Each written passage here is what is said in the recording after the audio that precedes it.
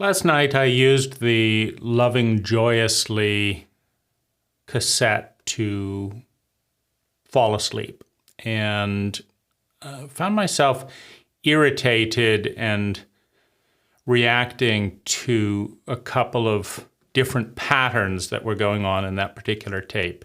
So I thought I would attempt to summarize again the pros and cons that I see of working with the Lazaris material. And I think by far the biggest pro is embodied in my ritual with the morning tape. And the best way to describe it, I think, is this, that there is a dimensional space in which I can feel and connect with an energy that has beauty, that has truth, that has grace, that has flow, almost a musical quality. And in that dimension and in that space, which is very easy to access while, for example, doing a morning meditation, I feel an ineffable quality that is highly attractive, I would say is the best example.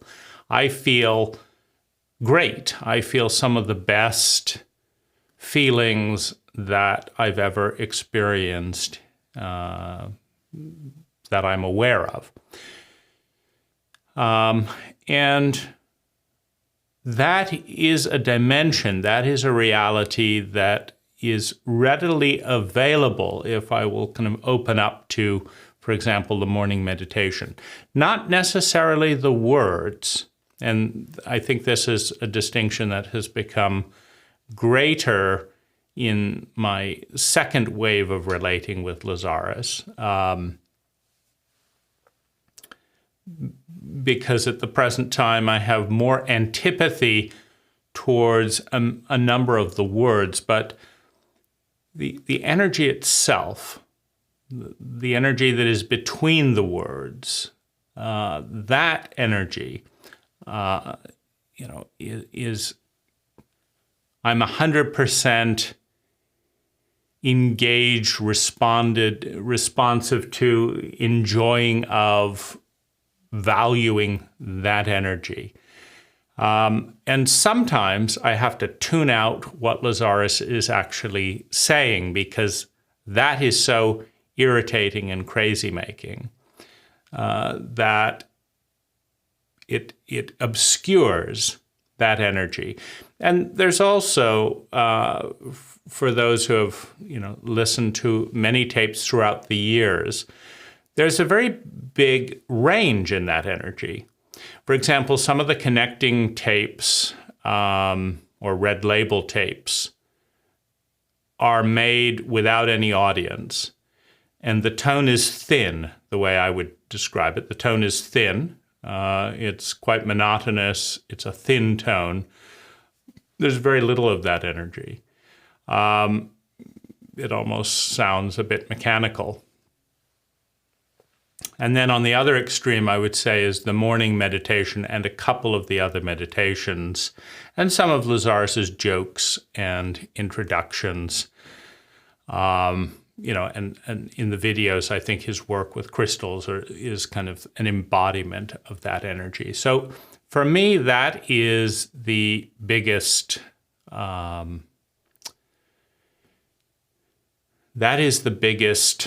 attractor, the biggest plus in my life, to have minutes, moments in that energy.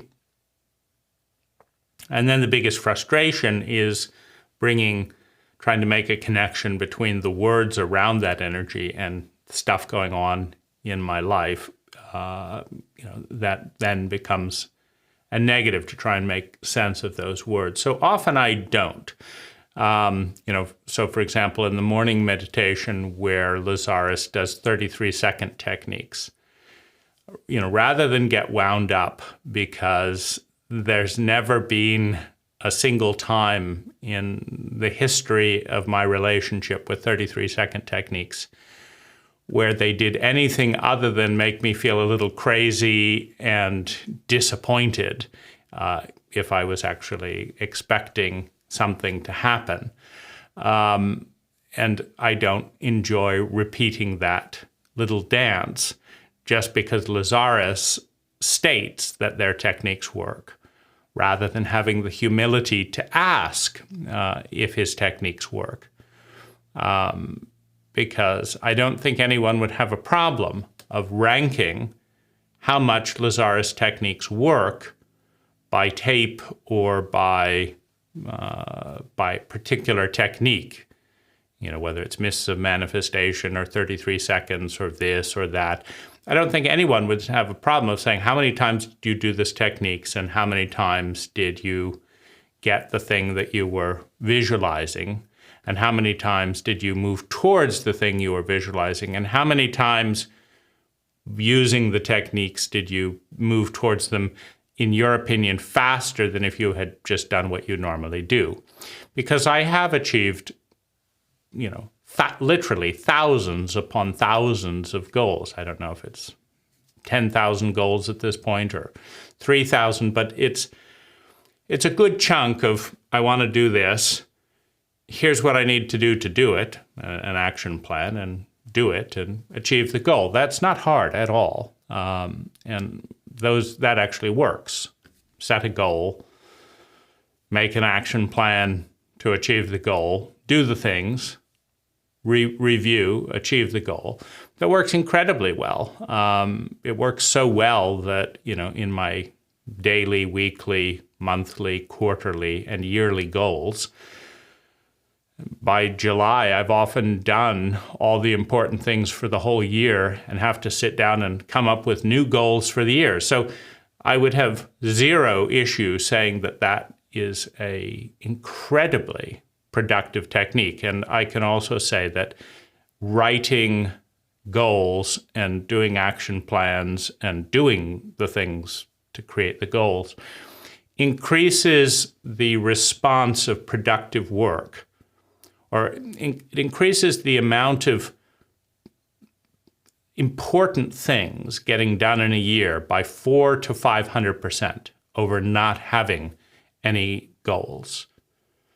Don't have any goals, have them yearly, quarterly, monthly, weekly, and daily, and review them at those periods. And then review the daily goals twice a day or 3 times a day, and do the things that are remaining on them, and check off and cross off and write about why the goal didn't happen. And negative ego never comes up. Self-pity never comes up. Beliefs never come up. 33-second techniques never come up. And if, I forgot that one, let me do it right now. You know, it's that simple. So an incredibly easy, effective, 500% acceleration in growth.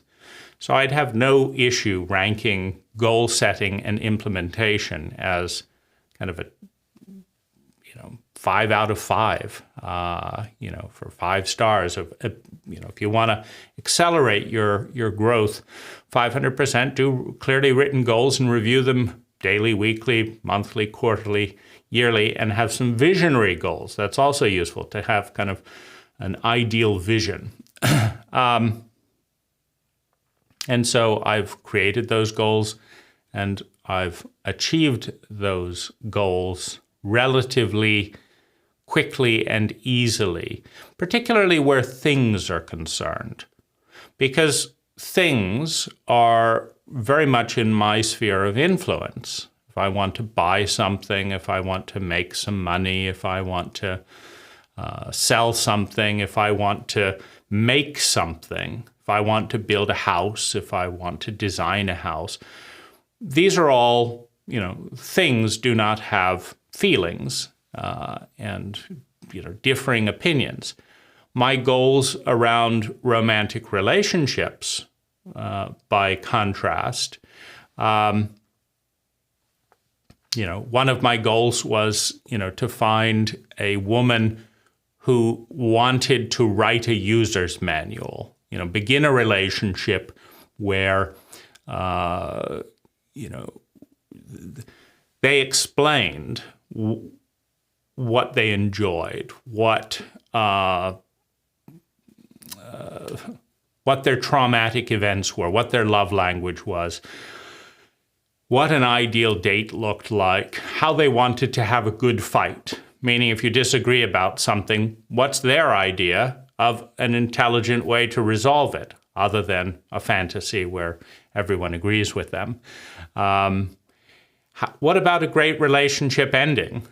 90% of relationships do end for reasons other than death, meaning all you have to do is count all the people you've ever had a relationship with and assess how many of those people are still actively in your life in a meaningful way. And, it's less than 10%. It's less than 5% in most cases. So if there's a 95% probability of separation before death, why not have a good separation rather than a lousy one? And so things like that work incredibly well with a very tiny amount of people who are unusually conscientious and thoughtful, self-aware, and proactive, which is a very tiny percentage of people. Most people, oh my goodness, extra work. I just, want to have sex and wish for the best, right? And so those kind of goals are incredibly frustrating because, one attractive person after another rejecting me, not because they're not happy to jump into bed, they are. They don't want to think those things through. They don't want to talk about it. They don't want to write something down. They don't want to be that aware. They don't want to have the responsibility for a plan. Well, incredibly irritating, right? So those types of goals, I kind of learn the statistics around, and if the statistics are too terrible, then I give up on the goal rather than wear myself down. So, that's a caveat with goals, because I don't have control over the way other people think and the way other people see things and their safety strategies and their strategy for well-being. If their strategy for well-being is to fantasize and project something on someone, and then when someone looks like they could be a good candidate for projection, they go off and have sex with them and live in their fantasy, and then 6 months later they wake up and say, you betrayed me because you didn't do all the things that I imagined that you would do. Of course, I didn't ask for them up front, and you never said you would do them, but I knew you were a great guy, and great guys should have done this and should have done this. And that's incredibly irritating. So could we have that conversation up front? No. Well, you can, but it's also that ends dismally. I remember one date where the woman was just effusing about me, and I knew she wanted to go home and have sex based on this wonderful image about me. And I said, well, why don't we inject some data here, right? So why don't you tell me what that horrible ex-boyfriend did that was so horrible that you're sure I would never do? And she described it, and I said, well, past girlfriends have said some of those things about me. You want to know about it? Well, she did. She didn't really want to know about that. She wanted to have sex with a fantasy, right? But I shared it anyway. And I said, well, what are some of the things that you think I would do, like in this situation, that you say you trust me completely and blah, blah, blah. And, you think I would do this in this situation? Oh, absolutely. I say, no, I wouldn't. I wouldn't do that. Well, she was, completely dissociated. that I was ruining her fantasy, and that was the last I ever saw of her. Well, I don't have a problem with somebody saying, my fantasies are out to lunch. I'm not attracting what I say that I want. A lot of what I say that I want isn't out there very much. But having a good, honest relationship with someone is great. That's better than having a relationship with a fantasy. I mean, I think it was a huge step up for these women to go from fantasy and betrayal to having data up front. So if I was them, meaning when a woman tells me all of these problems up front and we can sort through how to deal with them, I'm more interested in her because I know she's not the fantasy. So I'm more interested in her if she has the decency, the integrity, the self-awareness to tell me up front what's likely to be hard for me and work out a way to deal with it. That's interesting. It's unusual. It's intelligent. It's conscientious. It's self-aware. And I know the problems I'm going to be dealing with at the beginning because there's never been a person who doesn't have some curveballs, some problems, etc. So, as I say, terrible results statistically. I go from, like 98% success rate around things to 1 or 2% of people are willing to engage in the way that I think is an intelligent way of engaging based on results. Meaning after lots of interactions, the things that I'm interested in are the things that work out well 85% of the time. For example, ending agreements. If two people will talk through and actually understand a good way to end with the other person, and two people understand that if you would rather be alone or with somebody else, or if you are growing more alone or with somebody else, that's a good reason to not have another relationship be the primary relationship. If there are curveballs coming up that bring out the worst in each other that neither person knows how to deal with, that's a good reason to end the relationship. That's not a failure. That's admitting a limited amount of competency. Everyone, by the way, has a limited amount of competency. It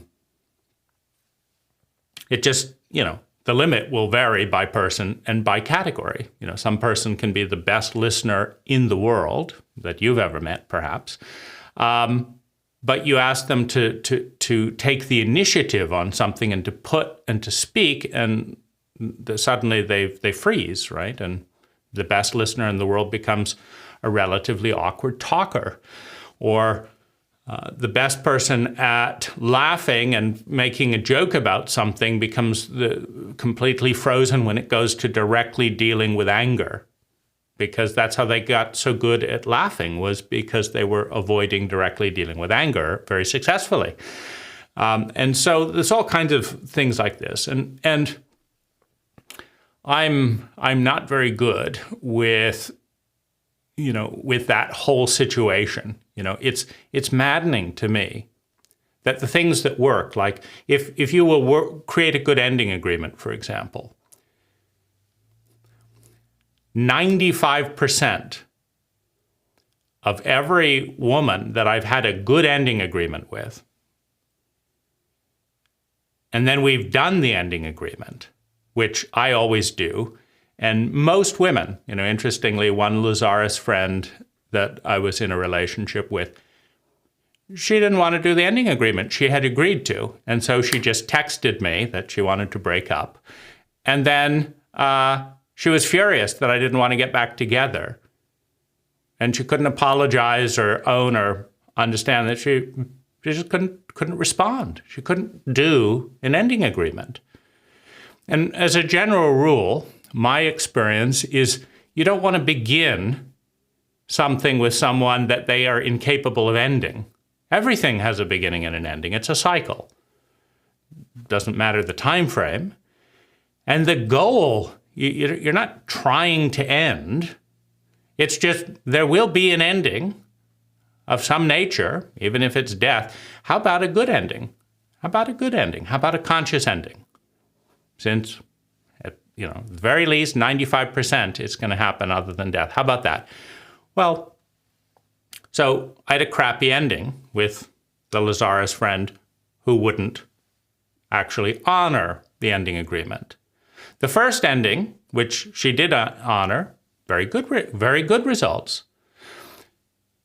But, poor conclusion, poor integrity. It doesn't feel complete. But 95% of the people that I have had good endings with, those relationships could start again on clean ground if the right situation was in play, or feel great. I still feel warmth, affection, goodwill, caring, wish them to find the best partner for them, grateful for the time together, grateful for the honoring of the ending, et cetera, et cetera. Now, that's easy, right? You observe, you try, you come up with a statistic, easy. Hard to find women that want to do it, right? To actually find people that want to have a good ending agreement at the beginning. I wish that wasn't hard. Because here's the thing, the women that have had good endings with me, they also loved the ending. They were great endings, beautiful rituals, wonderful rituals, good reasons to end, consciousness, no lies, no betrayal, no deception. I've never cheated on a woman, been unfaithful. Period.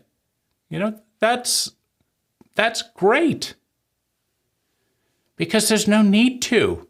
You don't have to have sex with someone's best friend if you can't handle whatever it is that's going on. You just say, oh, I can't handle this. I don't know how. So let's end it, because participating in deep feelings that you and the other person do not have the ability to handle is absurd. It always leads to suffering. So why don't we disengage until we figure out how to handle them? Works, right? You don't need a Lazaris techniques for this, So goals 5 out of 5 people, it depends. People will cooperate to make lots of money, usually, not always. It's incredibly irritating how many of my crew, I'm actually bribing my crew to learn things right now. If they want an extra $1 an hour, $2 an hour, $3 an hour, $4 an hour, they have to study something every day about the business and send what they've learned. It's the only way they'll do it. I find that absurd, because they're making the same amount per hour. No one ever paid me to learn the business. I took time to learn the business, got good at it, and then made more money. I'm paying them to learn, and then appreciating them for learning, complaining when they don't learn, and paying them to learn, and then paying them more money when they know what they're doing. And they hate it. Oh, gosh, I forgot. You should. With a straight face, they'll look at me and they'll say, I didn't have enough time today. It's like, I'm paying you by the hour. That's your number one responsibility. You're saying you were too busy all day working for somebody else? Why should I pay you then? I mean, these things are nuts. And a 33-second technique it's a joke, responding to some of these things. Give them that's finally solved the problem. This person gets $4 more per hour every day they learn something. If they don't learn something that day, oh, that's fine, they didn't have time. They just don't get the $4 an hour extra. Works every time. It's just an absolute mind-boggling joke to me that you have to bribe people to get better, that you're asking them to. It's nuts. Now, Lazaris would say I should change my beliefs. No, change the compensation plan. See, this is my biggest criticism of Lazaris. Because Lazaris is so effective and intelligent in certain domains, this is the case with all people. People are always thinking that I know how to do things that I am useless at, because they can see that I know how to do things that I'm very good at. This is the same thing. Why do Americans elect actors? Well, because they know they're good at acting. Isn't it obvious? You should be president. You're a good actor.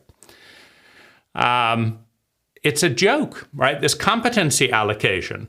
So Lazaris is incredibly good at certain things, and as far as I can tell, completely hopeless at other things. But they don't have the humility to acknowledge that they're completely hopeless at various things. And they announce, they don't gather the data that would reveal that they are incompetent with things. They announce their competence rather than ask questions. This is not good. All it would take is a show of hands or a survey, and Concept Synergy could send it out. But here's the thing. People that are shame-based, people that are hiding incompetence, will not send out a survey that reveals that they don't know what they're doing in a certain terrain. It's just what people do. It's Amazon, for example, which led the whole survey thing. They have stopped showing satisfaction ratios for their own warehouse. Why? Well, they didn't do it because they were winning everyone else. Amazon stopped showing the surveys of their warehouse when they got down to like 78% satisfaction. And they were selling for the same price with other distributors selling through Amazon that were at 98, 99, 95. In other words, when Amazon was steadily underperforming by a 10% to 12% margin, other companies selling through Amazon, they deleted their score. You want a government satisfaction score about how people are doing in their publishing? It's not going to happen. Monopoly organizations do very poorly. Concept Synergy is a monopoly organization. It's a monopoly distributor of a monopoly product that cannot be gotten anywhere else. And statistically, that puts them in a poor, there's going to be a poorer customer satisfaction rate than if Concept Synergy is a shared distributor competing with other distributors with a product that people can buy at many other places. That statistic has been around for 100 years. It's very reliable. To compete, to draw out the best in one another, is a quote by Lazaris. Lazaris just doesn't compete and has decided to give a monopoly, a monopoly contract with Jach rather than, Lazaris is a we. Lazaris could easily, apparently, if you can create universes and less than 1% of your energy is being used here, Lazaris could apparently very easily channel to 100, 1,000 people rather than just to Jach. That would break the monopoly framework. And I'll bet that concept synergy would grow more as an organization and provide better service were that the case. Lazaris hasn't, and neither has concept synergy. Concept synergy has a trail of unhappy employees and enraged clients in their wake who, you feel hatred when you feel powerless. Delete the powerlessness, you delete the hate. Powerlessness is a necessary ingredient for hatred. Well, what does someone do who hates concept synergy's service, who wants to have a relationship with the highest resonance in the universe? What do they do when Lazaris has given them a monopoly, right? The feelings are not going to be as pleasant as, oh, that's fine. We'll just do business with a company that really provides terrific service. So, and of course, you have to segment that. Concept Synergy has done a very good job marketing Lazaris until affiliation marketing came along. Concept Synergy completely bypassed the internet affiliate, wave of marketing. And so Lazaris has shrunk as a service, et cetera, rather than grown. There are fewer people working with Lazaris actively today than in the 80s, despite many waves of marketing that Concept Synergy has not had it together to do. But in terms of, in the 80s, they were doing it, wonderfully. The very nice fonts and nicely packaged and beautiful cassettes and magnificent art. You got to hand it in the 80s when they were growing. But now, not so much. So marketing, pretty good. Then you have customer service dealing with all kinds of issues that come from, it's very probable. If you tell someone we're a channeled entity and they've not dealt with channeled entities, if you tell them their techniques work and they don't, if you tell there's all kinds of problems that are going to emerge from that, stuff that people don't know what to do with because they've never dealt with it before. Here, you can't say necessarily that they're doing horribly because a lot of these things haven't come up before. I can say that Concept Synergy is less receptive to critical feedback than 90% of the companies that I deal with. But I deal with other companies that do all kinds of mistakes and everything wrong and can't respond. And so it's not the end of the world in terms of, it's only in Concept Synergy. But it's a very important arena, one's spirituality, et cetera, one's sense of, what people actually come away feeling more important or less important based on how a company treats them. And when something so close to your spirituality treats you so poorly, so incompetently, it's very confusing and disorienting. And Lazaris chooses not to ask.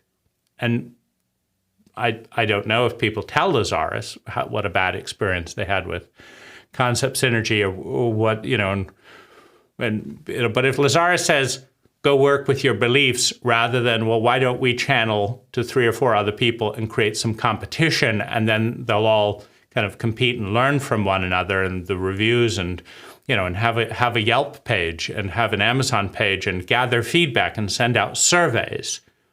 These are all technologies that companies that are great use to get better. They want the feedback and they respond to it and they honor it. Now, Lazaris has tapes on excellence and honoring and responsibility, but Concept Synergy can't manage it. honor and respond to techniques. It's too much for concept synergy to do that. So you have tremendous amount of failure that is being correlated with all of these statements about success. So that's, I would say, a crazy-making, continual irritant with Lazaris and concept synergy. Some of the best language in the business. I mean, I would say that Deming and some of the books on excellence, I enjoyed the book In Search of Excellence. I wouldn't expect, McKinsey has gone off the deep end in terms of wasted all kinds of people's money with crappy reports and stuff. But, at one point, it was certainly bringing excellence into the forefront and showing some good ways of bringing, excellence into into certain businesses who aren't working with Lazaris at all. Toyota, who listened to Deming with their 5-step success program, has brought excellence to some of the highest level in the world to, where I'll always go for a Toyota truck if available. And, why is that so much better than the concept synergy service experience or the staff experience of, working with concept synergy? Why is working for Netflix or Tesla a superior experience for many people? That, if you interview past Tesla employees, you'll understand it's a difficult, high intense work environment, but there's a sense of purpose and value, and you're paid well. These kinds of things, it's very clear that they could improve. And I would put it on Lazaris as the chooser of the channel, as the chooser of the monopoly framework, and as the chooser not to channel through other people, and as the chooser not to talk about it, and as the chooser not to request that there are reviews and feedback. Because an intelligent company like Concept Synergy should be asking for feedback in every interaction. How was our courtesy? Very bad, by the way. How was the responsiveness to the issue? How is the technology on the bleeding edge term? How are we doing? Like, is your experience of buying tapes or buying CDs or playing the tapes or playing the CDs or the digital this or that, is that better or worse than, say, Amazon or YouTube or whatever? What's the experience with the technology? Are we leading the way or are we dragging our heels? Well, it took Concept Synergy a long time to go from cassettes to CDs. All they had to do was tell their suppliers, make CDs instead of cassettes. That's all it took, but that took them years. You have a disastrous lag in cutting-edge technology.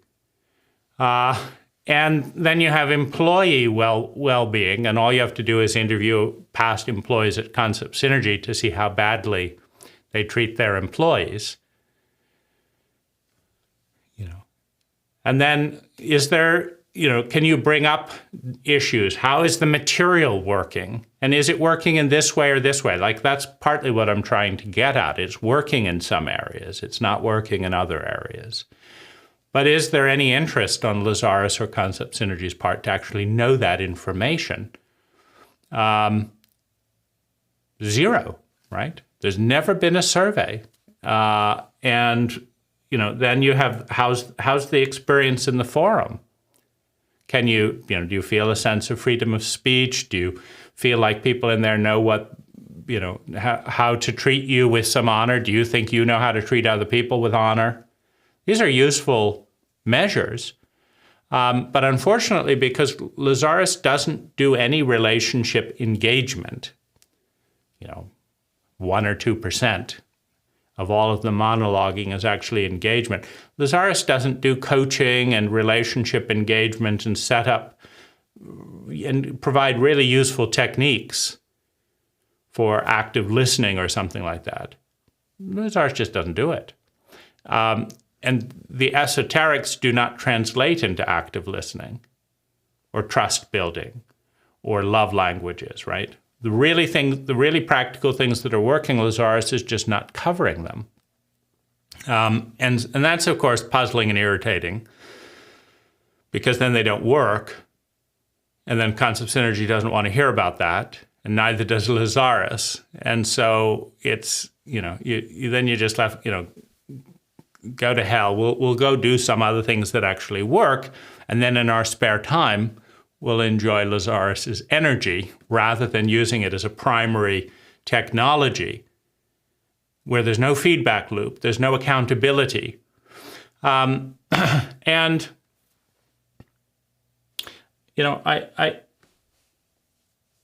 I was put off by this tape, so I thought we'll play, of course, the concept synergy still has not gotten around to highlighting quotes and doing a full index of the material.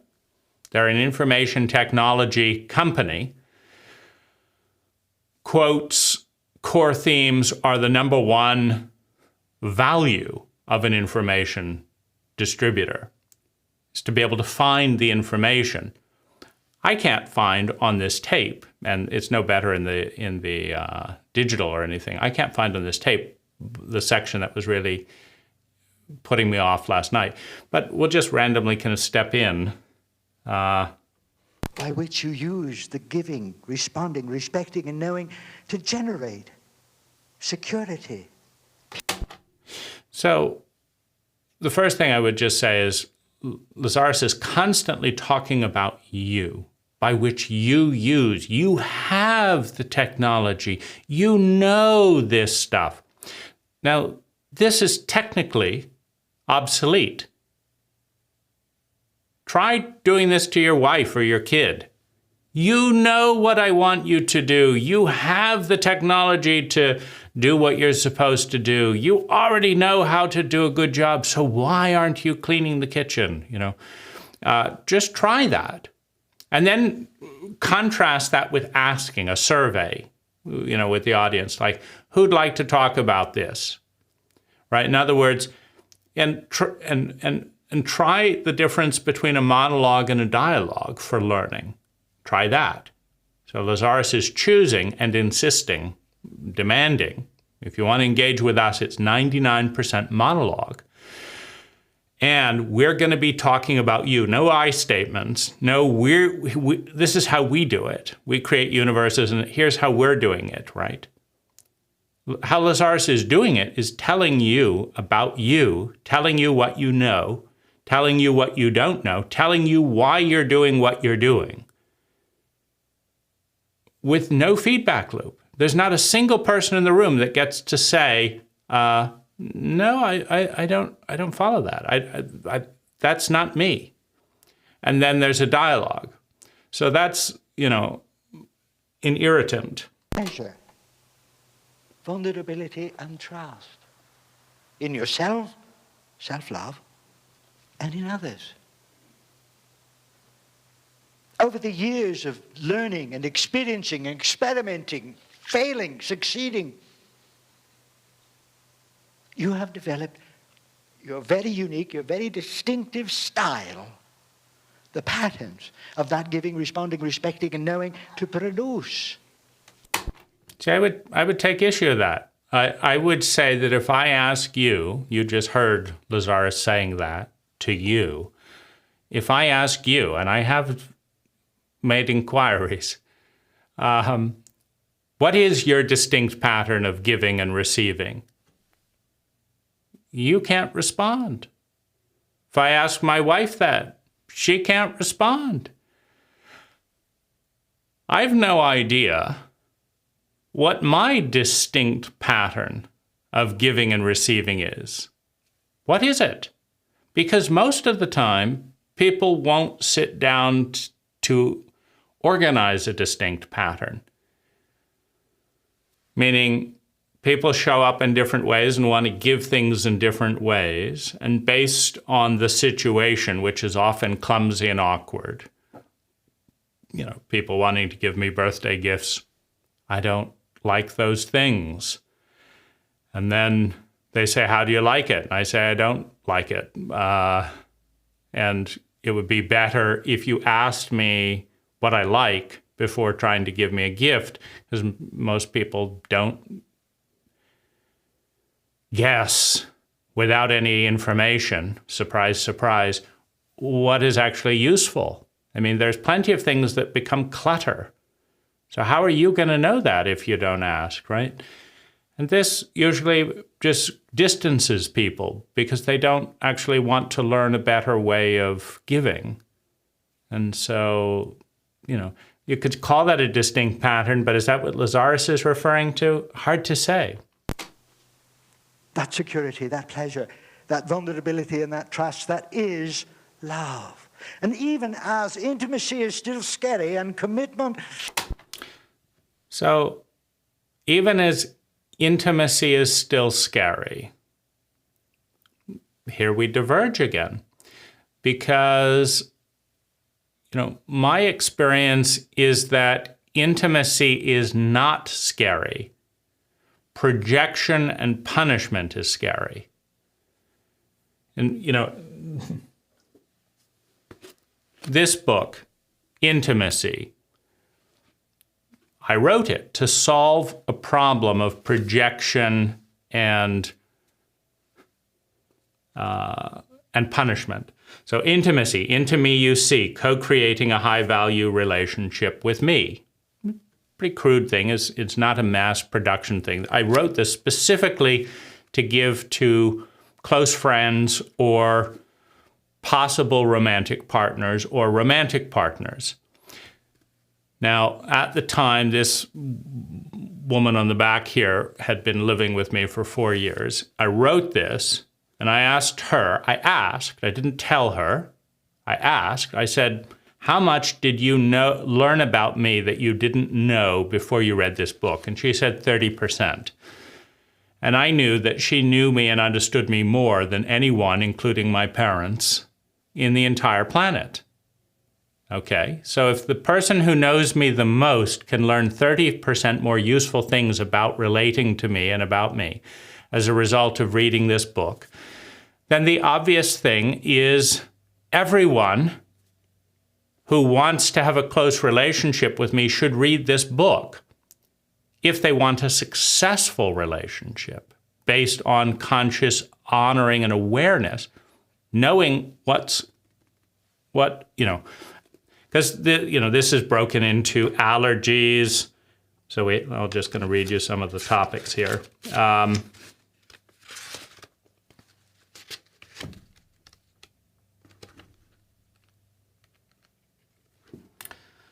So we have, in a nutshell, deal breakers, life story, key ingredients in successful relationships I've had, what I can offer you as a lover partner, what you can offer me, compatible partners, an ideal friend, key personas, core strengths, dreams and ambitions, monogamy, drinking, smoking, and drugs, logistics and routine, love languages, animals, Enneagram, astrology, fun ways to explore together, do we connect, troubleshooting tips, worldview, relationship paradigms, value hierarchy, life lessons. This is, very familiar for a Lazaris friend that's listened to endless techniques about endless subsets and distinctions and all of this, and with 3-hour lectures. This is a breeze compared to that. But it is still too much for 90% of women who just want to have a little fun, meaning they just like to project that you're this kind of person, have sex, and then be mystified or upset when the projections do not, work out. Now, I could find a few people that would read this book. Most would not. Now, this is very puzzling because if you've spent any time with dating and single women, you will understand that, why wouldn't people say this? Why didn't nobody told me this? Oh, why didn't I know this? Why, there's endless complainings that you didn't know. Why won't the man talk? Why don't, da, da, da, da, da. So you would think from all of these complaints that there's a long list of women who are just waiting to actually understand someone and who want someone who will speak and know. But it turns out that all that complaining about not knowing evaporates, and there's about 5% of people that say, this is a great book. I will take the time to read it. I will consider it a time saver. Meaning, if you're not the person that I think you are, and I learned that in 1 week reading this book rather than in 5 years of marriage, that's a huge time saver. That's how I see it. So we're down to 5% of women who will actually read a book specifically for them by the person they want to go to bed with. Astounding.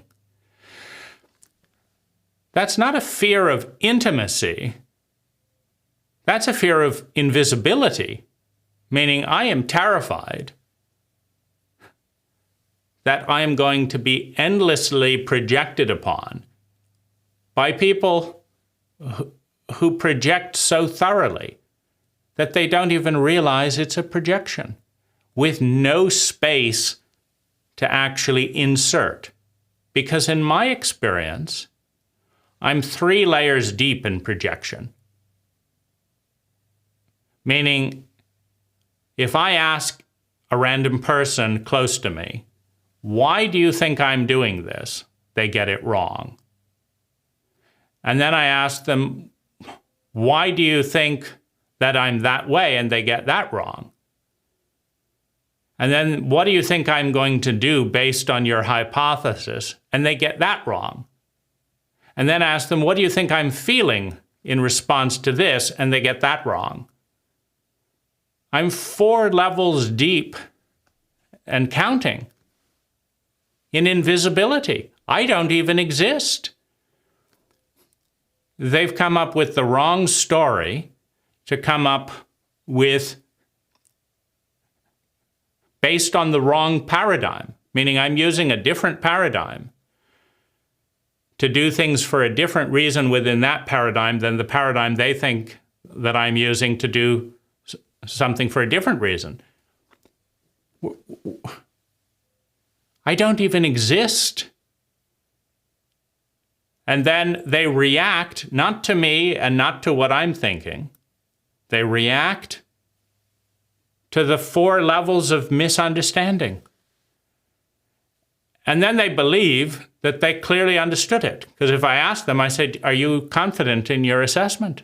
Oh, yes. It's like, well, it's completely wrong. Do I have any time to explain any of this? No, I'm busy, right? That's what bothers me. See, but in a dialogue, you'd actually have space to know this. In a monologue, you're just told what you're afraid of, and then you're told how you need to solve that fear, which wasn't your fear, and then you're told the problems of that, which aren't your problems, when you've got the complete opposite situation. Now, Lazaris, as a we, has the classic opportunity to resolve that. We're many infinite specks of light. We are a we, we're not an I. Great, channel as a we. Channel as 1,000 people and actually talk with your friends. Talk with them, Lazaris. Dialogue with them. Gather data. Disseminate the data. See who else has this misunderstanding and doesn't feel heard. Is that really too much for Concept Synergy, the producer of excellent tapes, responsibility tapes? Is that too much? You see, if it is, then you come back to the absurd thing that the Lazaris techniques do not even work at Concept Synergy. And they don't a lot of the time. And nobody's measuring how much. They're hiding the data. That's what drug companies do. They invest billions of dollars in this thing, and then there are side effects. They do a study, and it shows that their drug doesn't work.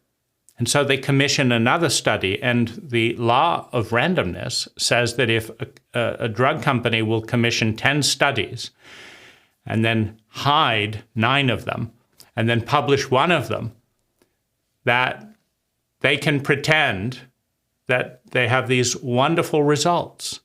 And then people can get side effects and die, spending billions of dollars repaying the drug companies for their product, because they hid the data.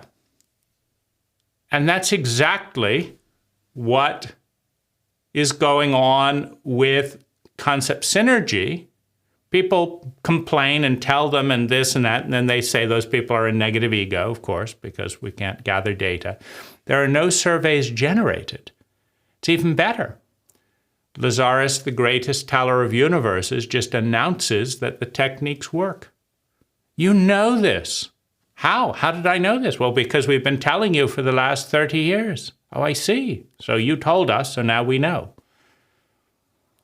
What about some corroborating evidence? There's so many. So this is just a veil that we could talk about this for 3 or 4 hours, just this one thing and all of its repercussions. But that's a huge blind spot. Now, pros and cons. Speaking ability, superb. Lazaris speaks much better than I do. About, they don't mumble and get lost and say the wrong word very much. And so brilliant speaking ability, brilliant coherence and structure. However, if you're doing a really terrific job delivering a product, it becomes more and more important, the more product you sell, that the product is refined, updated, works. I would say that, a pro and con. Lazaris started out early on, you get what you want. If it didn't happen on the causal plane, you didn't want it. The 33-second technique works. But Lazaris, for those of you who know the story of the magpie and a pinch of salt. Well, in a mythological time, children were informed that if you could put a little bit of salt on a magpie's tail, then you could have a wish, and the magpie would grant your wish. And so, a frustrated boy who had lots of wishes tries to put salt on a magpie's tail. And, first he gets really, really, really, really good at hunting magpies. So he's learning discipline, he's learning patience and all that. And finally he gets a little bit of salt on the magpie's tail. And the magpie says, if you will build me a palace, I can't just grant wishes out in the wild. If you'll build me a palace, then I will grant your wish. And so the guy sets about to build a palace and builds this nice palace for the magpie, and then says, if you will, find me and gets another bit of salt. And so, but ultimately, after 3 of these rounds, the guy has a palace, he's created this, he's done this. And the magpie says, you don't need me. You have earned just the process of getting enough discipline and patience to put salt on a bird's tail, a wild bird's tail, is enough to achieve almost all the goals you want. Just the amount of effort and thought needed to do this is, you built a palace. You don't think you can, get a gold crown or whatever it is you wish? I mean, it's about the same amount of effort. Just put your will and effort, and you don't need me anymore. And so this is kind of the myth is that by the end of pursuing a guru, by the end of praying and doing this with great diligence and discipline, you have mastered the art of learning what it is you need to actually just go out in the world and do it. If you want it, if you care about it. And certainly, if you take all the money Lazaris friends have invested into crystals, often at 1,000% markup, $10,000, $20,000, $30,000, and put that in, whether it's index funds or high growth Tesla stock or whatever it is, and hold them for the same 30 years of people holding their Lazaris crystals, etc. You don't need the crystals to program for your miraculous bank account. You've got a miraculous bank account called compound interest. And if you save the $600 workshops and the time off work and and you have some massage and go to Thailand and all that, you don't need to worry about the stress and that, because you actually feel great for a lot less money. And if you will write down ideas of a good speaker exploring interesting topics and encouraging thought for 10, 20 years, you have mastered the art of patience, staying awake, writing down complex subjects. And you just need to apply that towards the area that you're actually interested in. I mean, this wasn't very hard to write. I did it in a month. And I covered all of the things that more than 1,000 women had misunderstood, had no clue about, had said they were surprised about, had basically clearly showed that they didn't know this stuff. And not a single woman had asked. This is so stunning. And why would they if they're copying Lazaris? Lazaris doesn't ask. He tells you.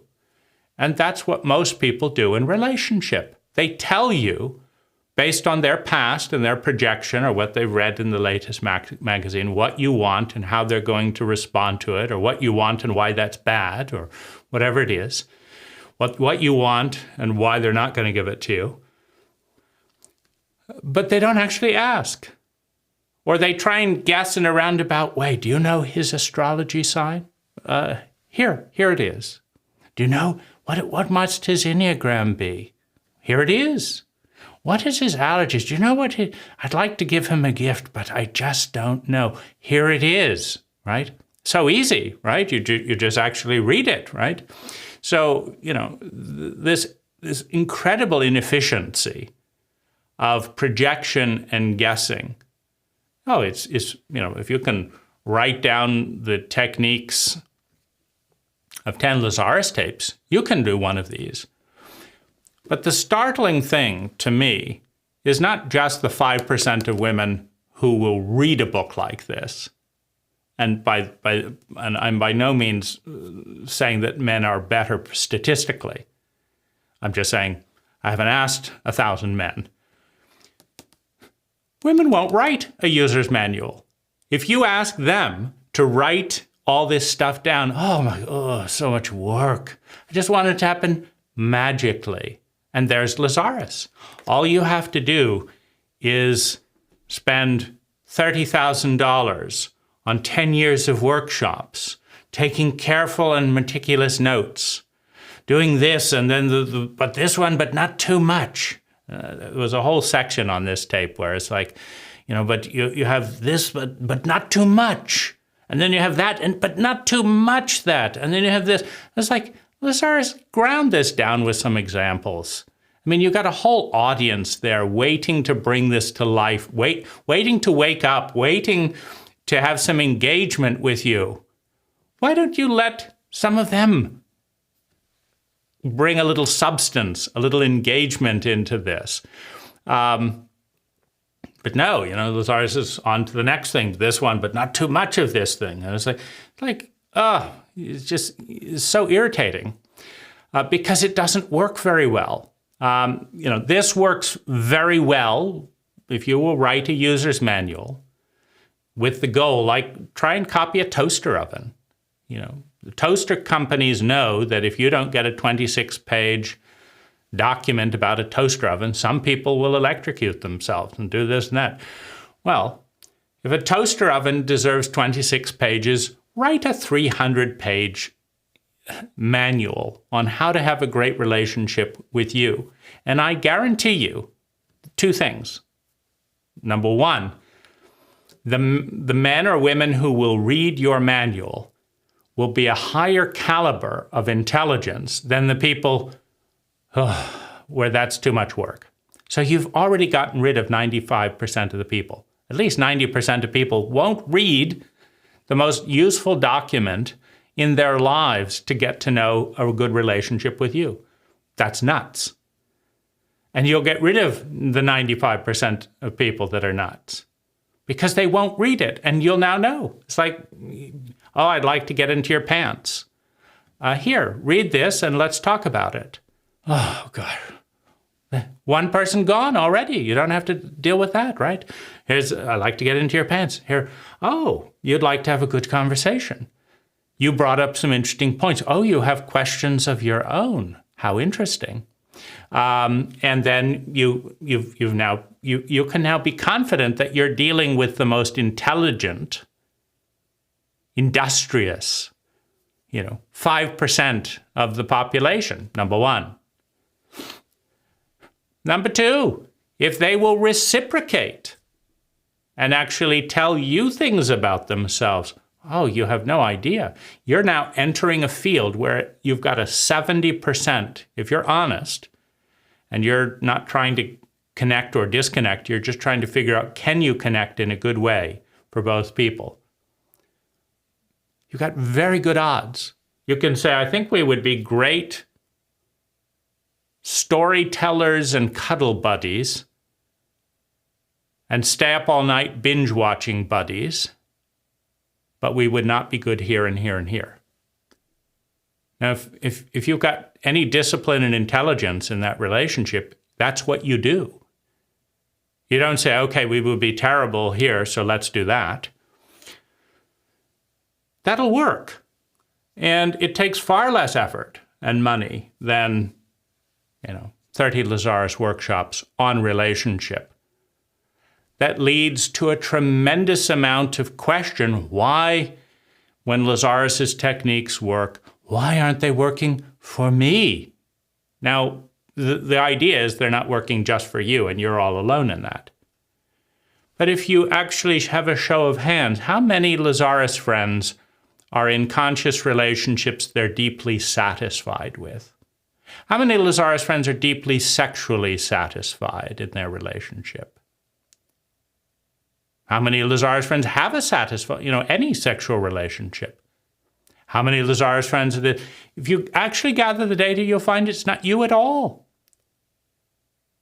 That there is a tremendous amount of disconnect between these techniques that work and the actual lives that would bear that up. And so you don't have to ask, why is this not working what is my negative ego and da-da-da. You can say, I'll write a user's manual. This is, by the way, much easier for women than it is for men. Why? Because men appreciate a woman that coaches them on how to succeed. But women get uppity about it. I know this from writing some web pages and sending them out to men, and writing the same web page for men and sending them to women. The women, why should I be bothered by this? Why should I have to learn this? The men, oh, thank goodness, a woman who knows what she wants and will coach me along. Cool, you like this, but not this. You like this, you like dates like this, but not like this. Great. Thank you, says the man, and knows what to do to give you a great date. Well, you've got an easy job if you're a woman writing to men about this. Not so much the other way around. So that'll work better than any Lazaris technique that I have encountered. The Lazaris relationship kind of framework, etc., has been a net negative in my life. The Lazaris friends I've been in relationship with using the Lazaris material, a net negative in the way that they bring it up and use it. But that shouldn't be surprising because they're copying Lazaris. They're not asking, they're not dialoguing, they're telling. You create your reality. Why did you do this? You know this. Why did you do that? What's your payoff? They're just copying Lazaris. And it doesn't work. As well as, well, you want to give me a good experience. Let's write that down, what that would be like. That works, by the way, very well. If you will ask someone you want to date or go in a relationship with, what their love language is, if they've read the book, that's a good book. It works. Some John Gottman research, very good.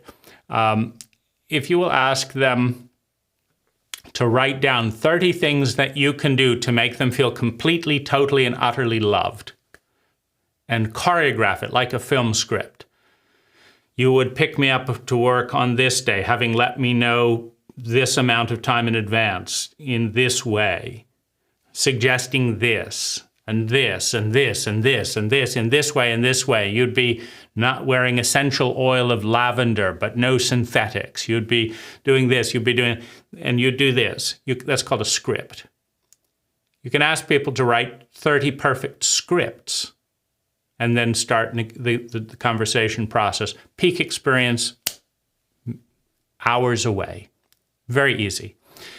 Or you can ask people specifically to do. If you will do very specific things, buy me lavenders with a hand-painted card that has 3 or more appreciations in it. 10 out of 10, make me feel loved. Wonderful, wonderful, right? So if you will do that, then, or if you will give me a gift of chocolates from my favorite chocolatier and surprise me by dropping it off here, having it shipped or whatever. Or if you'll give me 3 dozen roses to the most wonderful person in the world, whatever, that'll make me feel completely and totally loved for 1 hour, 2 hours, 5 hours, whatever. And if someone will make you a list of 30 things, and then you'll work through the parts of that list that work for you and gauge the result. Did this actually produce the result? If they have a high level of self-awareness, then it will. If they don't, then you'll realize that there were criteria that they didn't have the consciousness to write down or the courage to make visible. And so then do it, But it works incredibly well. Easy. Really, really, really, really easy. If you'll ask people fantasies of how they'd like to be made love to in great detail and scripts, and then play out some of those things. Incredibly easy, right? The Art of Being Loving or whatever by Lazaris, very, very hard to produce similar results, right? And so, that's just what it is.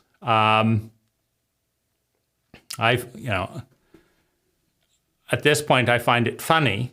At other points, I found it terrifying, lonely, frustrating, crazy-making. That the easiest techniques, mostly that I've invented, because, well, if these techniques were out there and they work so well, then 85% of relationships would be magnificent, and they're not. They're horrendous. So, that's whatever it is. But I would definitely say that if you've had the courage and detail to, spend tens of thousands of dollars on Lazaris crystals and do this and that and the other, these techniques will be a cinch and things will go up. You can make a dating card, for example. This works for women, not for men. If you do it as a man, you're instantly categorized as a playboy. Play, boy. Okay, what's the problem? Well, that's bad. Why? well, you have sex or do this from with lots of women. That's bad. This or whatever. If you get anywhere near that category, where the woman doesn't feel special, she's part of a system, whatever, it doesn't matter if the system helps her or not. I'm just part. Anyway, that's what you get as a man dealing with women. As a woman, if you will make a card saying, I'm interested in you, visit this website, and you give out this card from time to time, whether a singles events or a bar, or you just meet someone on the street and have a nice conversation and say, here, I'd like to give you my card. And the men will love it. Then they go to the website and you coach them on how to approach you and not to approach you, and what you're available for and not. And you don't let them text you or phone, you have them fill in a submission of how they relate to it. And then you respond to the men that you're interested based on how they've responded to that. Men were so excited about this when I did this for a woman. I heard men raving about it. This is, one woman in a very large town. What are the odds that I'm going to run into two men? I loved this website. I overheard them talking. It's like they loved it because finally someone actually told them how to win easily. It was a winning invitation, and they loved it. So, unfortunately, men are more coachable than women in this arena, at least from my statistics. But the system will work if you just understand that as a man, you're going to be rejected on the basis that you've systematized something.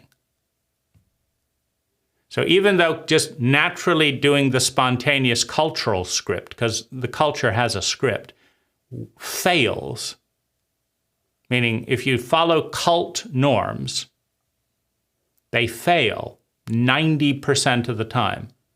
But we pretend that they're natural. But if you create a conscious script, a new cult, a new culture, and say, we do it like this and like this and like this, that wins 90% of the time. People say that doesn't feel natural, meaning it's not the norm. The norm is always mediocre. The norm is pathetic, painful, crazy. But, that's the issue. So, these are...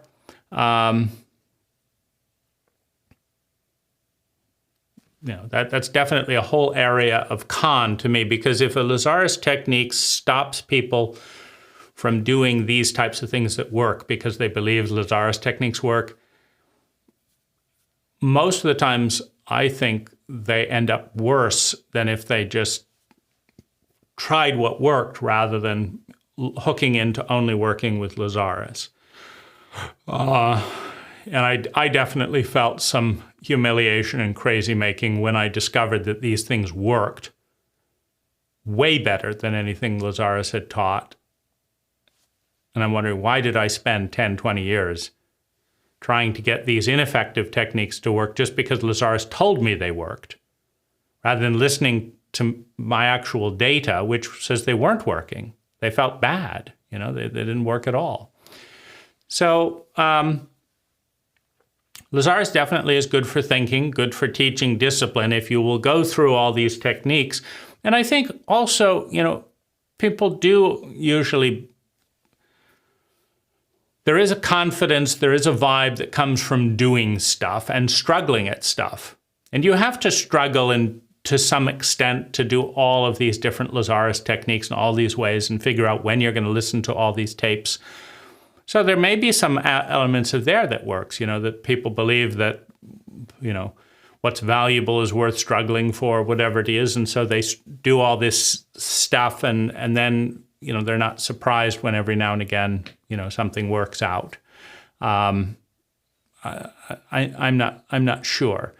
I definitely appreciate Lazaris's thoughtfulness and etymology. I think that's been a real asset. And there's, and I would say another benefit is there's very few directly harmful things that I would associate with Lazaris. As far as I know, no sexual abuse in mass. There's plenty of spiritual abuse within the community and all that by saying this and and using Lazaris's words and all of this. And some would consider this to be spiritual abuse as well, which would then, to my mind, cause you to question, well, if you work with Lazaris 10, 20, 30 years and can't agree on what is and isn't spiritual abuse, it's obviously not very good at clarifying these lines or embodying it, right? And if past concept synergy employees consider Penny to be highly shaming and abusive, then obviously Lazaris isn't very good as a teacher of, transcending shame to Penny, which will, if he's not good at doing that with his closest friend, why would he be good at doing that with other people? I think those are all good arguments. So I would say that overall, the biggest risk, I would say, around the Lazaris material is getting too deep without asking it to compete in a marketplace of effective techniques to see which works. Now, I have zero problem if you try, Nightingale Conant tapes and, In Search of Excellence and Goal Accomplishment and The Art of Selling and whatever it is, and, tips to get what you want in dating and all, listen on these and do. And you notice that the Lazaris techniques, whatever they are, bring in more well-being for you than anything else. Bravo, good job. You've found the thing that works for you, and you should absolutely put more time and energy in that. My issue finding Lazaris at age 12 and then meeting people in the Lazaris community before I had a lot of kind of exposure towards other growth was the constant automatic bias. Oh, Lazaris is the best. Meaning none of these people meeting me asked me what else I had tried and what worked. There was no into me you see. There's no dialogue. There was just announcement. I'm going to tell you the Lazaris techniques work. Lazaris is going to tell us the Lazaris techniques. You're going to tell me the Lazaris techniques work. And nobody's actually going to have any information. Nobody's going to gather the data. And the one person there who's like, gee, they're not working for me, goes away feeling shame. And nobody learns anything, right? So that's complete incompetence as a communication protocol. I was strongly reinforced, which then led me to why aren't they working? This is clearly not working. With a Lazaris friend, or with this. And that can sometimes be the worst. I would, at this point, statistically speaking, a fanatical Lazaris friend, someone who won't read other books and do stuff like that, but, it's just, I would consider to be a bigger dating friend hazard with more strange things likely to come up than someone who's not working with anything fanatically. Now, the same is true with anything fanatically, so a fundamentalist Christian, a fundamentalist Buddhist, someone who just wants to feel sustainably better and is interested in going about that in a win-win way, consciously without hurting other people, and is happy to encourage and support anything that works. That's a very easy thing to deal with, right? Because you're not going to be given an unpleasant lecture about this and that and the other, because that doesn't feel very good to the lecturer or you. But to a fanatic, they don't care whether they're ruining your day to give you a lecture on Jesus Christ, Savior, or you're going to go to hell. They're not enjoying it, you're not enjoying it, but that's the way it is, right? And there are some hooks, because Lazaris is highly intelligent, highly articulate, and that goes back also to things, I am regularly presumed to be more competent than I am. I'm incredibly incompetent in multiple areas. But it is projected on me that I know this and this and this because I can say things in a certain way. Well, Lazaris doesn't do anything. Lazaris isn't a plumber. Lazaris doesn't have a physical area of competence. I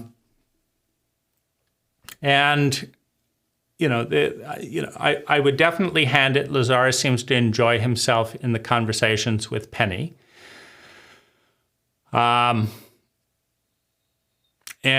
Is a generous listener and stuff like that, and supporter. So I think, if you can find, somebody that's can do what Lazaris does for Penny, I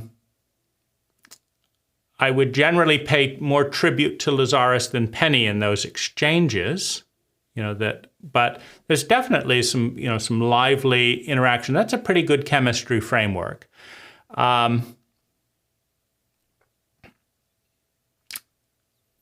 That's different than the monologues on the tapes, right? And so maybe, but that would be another reason to want to have Lazaris channel into 1,000 people and have more personal, actual interactions with people.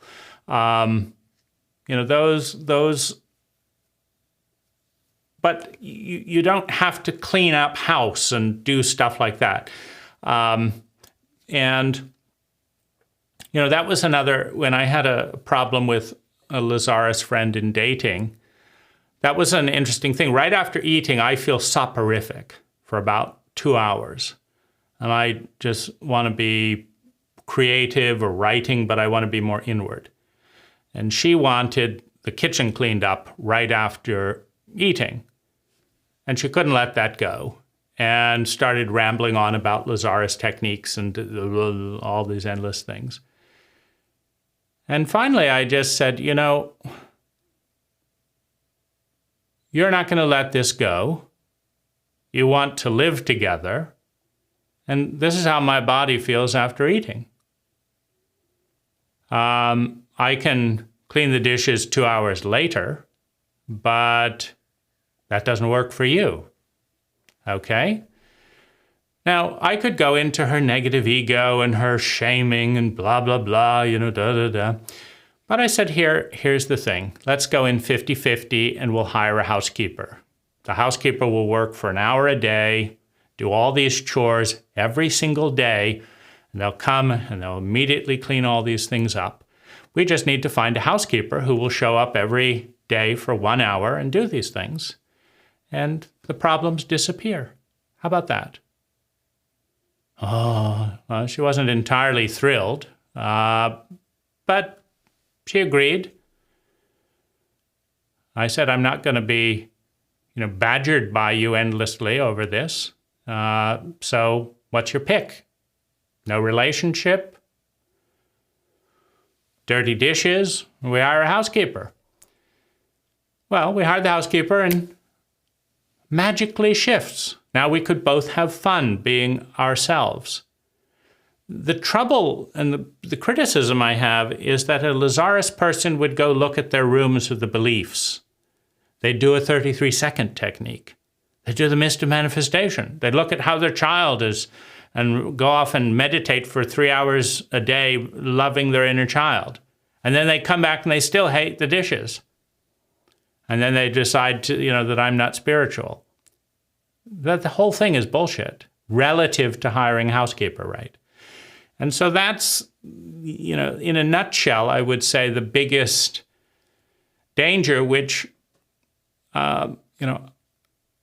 having broken out of the prism and prison, the idea that Lazaris was the best and the only and the highest resonance and all of that, I just hire the housekeeper. But a normal person would just say, great idea. A Lazaris friend might wish they had some more, they could do some more techniques instead of the housekeeper. So that would be my my biggest kind of cautionary note for those of you that, may be in a relationship with a Lazaris friend.